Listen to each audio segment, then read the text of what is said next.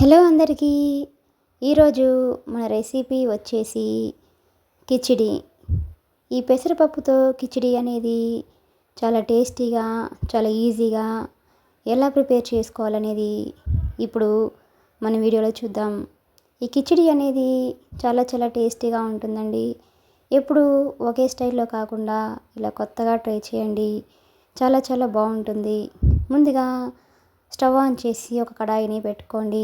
దానిలోకి 1 గ్లాస్ కంటే కొంచెం తక్కువ వరకు పెసరపప్పుని తీసుకోండి. ఇప్పుడు ఈ కడాయిలోకి వేసుకొని దీనిని లో ఫ్లేమ్లో ఉంచుకొని పెసరపప్పు దూరగా వచ్చేంత వరకు బాగా ఫ్రై చేయండి.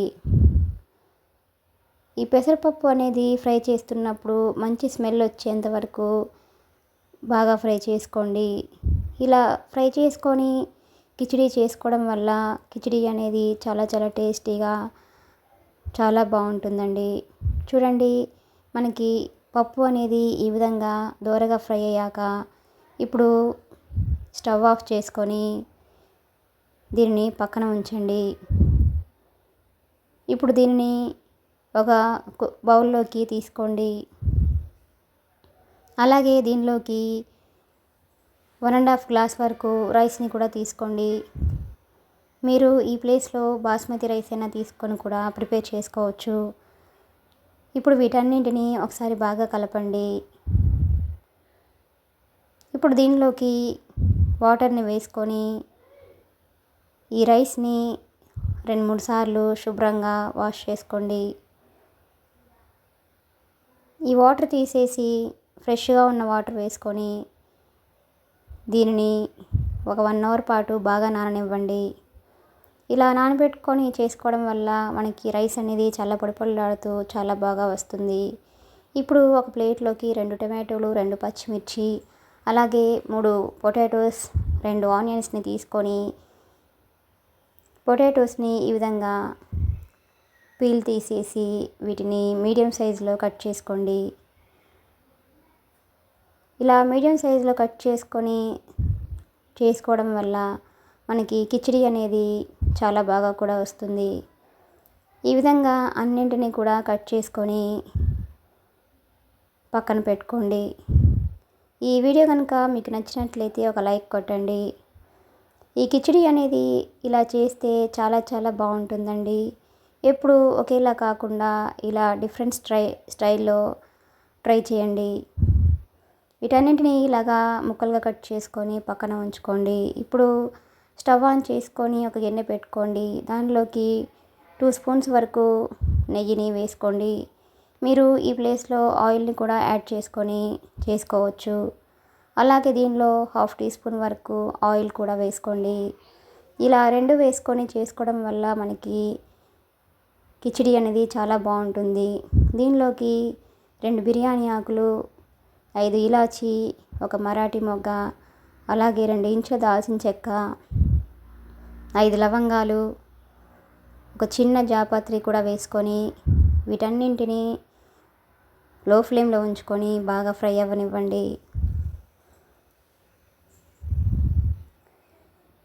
ఇలా ఈ మసాలా ఐటమ్స్ మొత్తం ఈ విధంగా ఫ్రై అయ్యాక దీనిలోకి ముందుగా మనం కట్ చేసి ఉంచుకున్న ఆనియన్స్ని వేసుకొని మీడియం ఫ్లేమ్లో ఉంచుకొని వీటన్నింటినీ ఒకసారి బాగా కలపండి. ఆనియన్స్ అనేది గోల్డెన్ బ్రౌన్ కలర్ వచ్చేంత వరకు బాగా ఫ్రై చేయండి.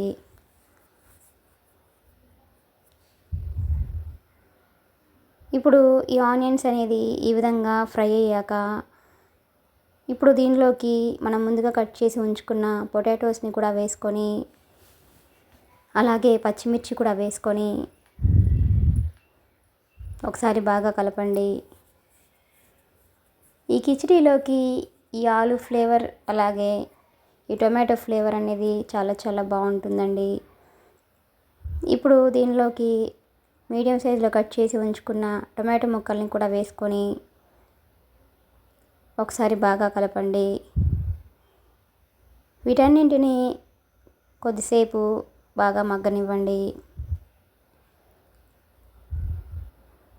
ఈ ఆలు అలాగే టొమాటో వేసుకొని చేసుకోవడం వల్ల కిచిడి అనేది మనకి చాలా చాలా టేస్టీగా వస్తుంది. అలాగే ఈ ఆలు ఫ్లేవర్ అనేది కిచిడీలో చాలా బాగుంటుందండి.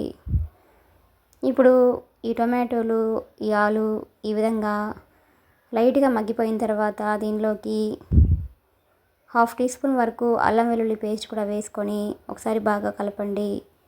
ఈ అల్లం అనేది పచ్చివాసన పోయేంత వరకు బాగా ఫ్రై చేయండి. ఇప్పుడు దీనిలోకి సన్నగా కట్ చేసి ఉంచుకున్న కొత్తిమీర అలాగే పుదీనా కూడా వేసుకొని ఒకసారి బాగా కలపండి. ఈ కిచిడీలోకి కొత్తిమీర కొంచెం ఎక్కువగానే వేసుకొని చేసుకుంటేనే కిచిడీ అనేది చాలా బాగుంటుందండి. ఈ విధంగా అన్నింటినీ ఒకసారి బాగా కలుపుకొని మీడియం ఫ్లేమ్లో ఉంచుకొని వీటిని మరికొద్దిసేపు బాగా మగ్గించండి. ఈ వీడియో కనుక మీకు నచ్చినట్లయితే ఒక లైక్ కొట్టండి. ఇలా చేసి పెడితే చిన్నపిల్లలు కూడా చాలా ఇష్టంగా కూడా తింటారండి. ఇప్పుడు దీనిలోకి మనం ముందుగా నానబెట్టి ఉంచుకున్న రైస్ అలాగే పెసరపప్పు ఈ రెండు కూడా దీనిలో వేసుకొని వీటిని లో ఫ్లేమ్లో ఉంచుకొని ఈ రైస్ని కొద్దిసేపు ఫ్రై అవ్వనివ్వండి. ఇలా రైస్ని ఫ్రై చేసి తీసుకోవడం వల్ల మనకి కిచిడీ అనేది ఇలా పొడి పొడిలాడుతూ చాలా బాగా వస్తుందండి. ఈ విధంగా దీనిని 1 నిమిషం పాటు లో ఫ్లేమ్లో ఉంచుకొని బాగా ఫ్రై చేసుకున్న తర్వాత ఇప్పుడు దీనిలోకి 1 గ్లాస్ రైస్కి 1కి 2 చొప్పున వాటర్ని వేసుకోండి. ఇక్కడ నేను 1.5 వరకు రైస్ తీసుకున్నాను కాబట్టి నేను ఈ ప్లేస్లో వాటర్ అనేది 3 గ్లాసెస్ వరకు వేసుకున్నాను. అప్పుడు మనకి రైస్ అనేది చాలా పర్ఫెక్ట్గా కూడా వస్తుంది. చాలా పొడి పొడిలాడుతూ చాలా బాగా కూడా వస్తుంది. చూడండి, ఈ విధంగా వాటర్ వేసుకున్న తర్వాత ఒకసారి బాగా కలుపుకొని దీనిలోకి టేస్ట్కి తగ్గట్టుగా సాల్ట్ని యాడ్ చేసుకోండి. సాల్ట్ అనేది కరెక్ట్గా వేసుకుంటేనే మనకి కిచిడీ తింటున్నప్పుడు చాలా బాగుంటుంది. ఇప్పుడు మూత పెట్టుకొని ఈ రైస్ని హై ఫ్లేమ్లో ఉంచుకొని బాగా ఉడికించండి. రైస్ అనేది మనకి ఈ విధంగా ఉడికిపోయిన తర్వాత మీడియం ఫ్లేమ్కి అడ్జస్ట్ చేసుకుంటూ ఈ రైస్ని ఒకసారి బాగా కలుపుకొని రైస్ అనేది పూర్తిగా ఉడికేంత వరకు దీనిని మూత పెట్టుకొని మరికొద్దిసేపు ఉడికించండి. ఇలా చేస్తే కిచిడీని ఎవరైనా కూడా చాలా బాగా ఇష్టపడతారు. చూడండి, రైస్ అనేది మనకి పూర్తిగా ఉడికిపోయింది. చూడండి, రైస్ చాలా పొడి పొడిలాడుతూ చాలా బాగా వచ్చింది. అంతేనండి, ఎంతో టేస్టీగా ఎంతో ఈజీగా ఉండే పెసరపప్పుతో కిచిడీ అనేది మనకి ప్రిపేర్ అయిపోయింది. ఇలా రెడీ అయిపోయిన ఈ కిచిడీని ఒక సర్వింగ్ ప్లేట్లోకి తీసుకొని దీనికి కాంబినేషన్ టొమాటో చారు కానివ్వండి, అలాగే పచ్చిపులుసు వేసుకొని తింటే ఎంతో టేస్టీగా ఉంటుందండి. లేదా డైరెక్ట్గా కూడా దీన్ని తిన్నా చాలా చాలా టేస్టీగా ఉంటుందండి. ఈ వీడియో మీకు నచ్చితే ఒక లైక్ కొట్టండి, షేర్ చేయండి, సబ్స్క్రైబ్ చేయండి, అలాగే కామెంట్ కూడా చేయండి. మరిన్ని మంచి వీడియోస్ కోసం మన ఛానల్ని సబ్స్క్రైబ్ చేసుకోండి. Thanks for watching.